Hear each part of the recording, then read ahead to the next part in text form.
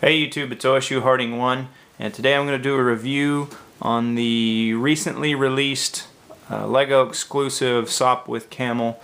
This is a World War I British designed biplane, and pretty neat build. It was 883 pieces, and it was released about I don't know, two months or so ago, and it's for ages 14 and above. Now, what I'm going to do in this review is I'm actually going to show you some of the things that most reviews that are currently on YouTube don't really show you, and I'm going to talk about some of the things that I like and dislike about it, because believe it or not, it's not perfect. Okay? So, the first thing I like about it is obviously the size. I mean, this thing is absolutely massive. The wingspan is really good. The overall length of it is really nice. It's just a really good scaled model. Okay, and you know, the quality of the bricks, of course, no question about those, and the design and stuff, no question about that stuff. But there are a few faults, and let's talk about some of those. All right, the first one, when you build this thing, this piece right here. This piece right here is built separately, and then it's attached onto the main body, and they use a couple hinge pieces up here and up here, and when you get close to it, you see that there's a gap there, and it exists on the other side as well. And I thought, you know what, that's a little bit of a, I think, laziness on the part of Lego. Okay, another thing I don't like is, I know this was a tail drag airplane, and that's probably very close to what it was really like, but I really don't like how they did that piece. Okay, the next thing I don't like, if you notice, the rudder, or the elevator, excuse me, right here, is always the way these strings that they give you, and you know, and you can to control the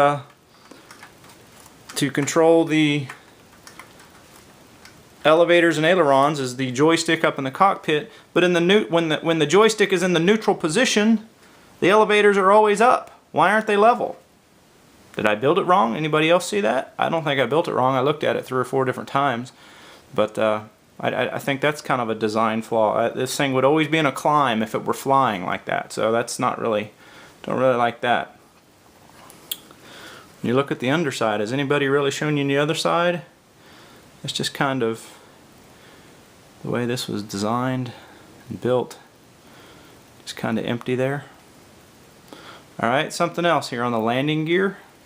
They give you two, like, those are like some Technic shocks, and they don't really do anything. So why did they, was there not another piece that we could have used or something? I mean, why those shocks? They don't do anything. I mean, they got a little bit of give to them, but they're, I mean, it's connected on those with 2 other pins there on each landing gear, so they're not going to move. So I'm not sure why they did that.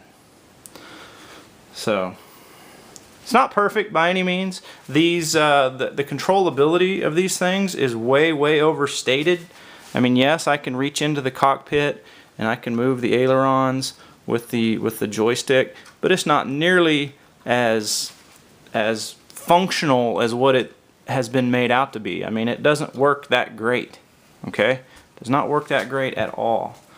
Something else I don't like is these cross-connecting lines in here at this connection point right here routinely pop off. Same on this side, routinely pop off.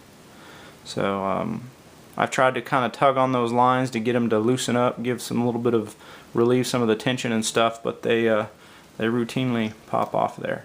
But now, don't get me wrong, this thing is fantastic. Again, the color is excellent. The scale is excellent. The design itself is really good. The way this engine looks is really cool. It's just it's good. I guess my point is, it's not perfect. Okay, and I don't think any plastic brick model is going to be perfect by any means. Okay, but let's take a look. I like the printed. Let me get it to zoom here. See that printed piece there on the dash? Right, just forward of the joystick. You can get the joystick centered there. That was a really cool piece. I like that. See if we can see the. So that's inside the cockpit. And what was interesting on the build is you build the top wing differently than you build the bottom wing. So that was kind of neat. I do have a stop motion build. I did do a stop motion step-by-step build of it. Posted that video a day or so ago, so check that out if you want to see it built. But really, like I said, overall, I would say on a scale of from 1 to 10, with 1 being terrible and 10 being perfect, I would give this thing an 8.5. And the reason I don't give it, say, a 9.5 is primarily these lines popping off, this gap right here, and the lack of controllability from that cockpit joystick. I mean, everybody touted about how fantastic that thing was, and believe it or not, it really doesn't work as well as what people say that it does. I mean, maybe mine is different. And then the fact that this is always in the up position here when it's in neutral. When the joystick is in neutral, this is up. Well, that's not mechanically and technically correct. You know, this thing wouldn't fly level. It would always be in a climb.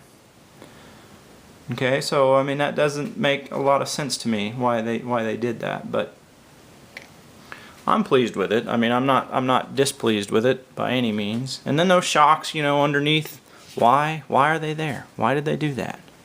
Why put Technic shocks in there when they don't really even do anything? They don't even move. I mean, I can try to, there's a little bit of play in them, but I mean, nothing that even exercises the full range of those shock absorbers. It was just kind of odd to me that they did that. Kind of odd to me that they did that. Again, things I really like though is that engine. That engine looks really cool. I mean, that has to be the neatest. These chrome pieces here and the way that engine looks is really cool. I'm really pleased with the way that engine looks. And honestly, I'm really pleased with the way the whole thing looks in general.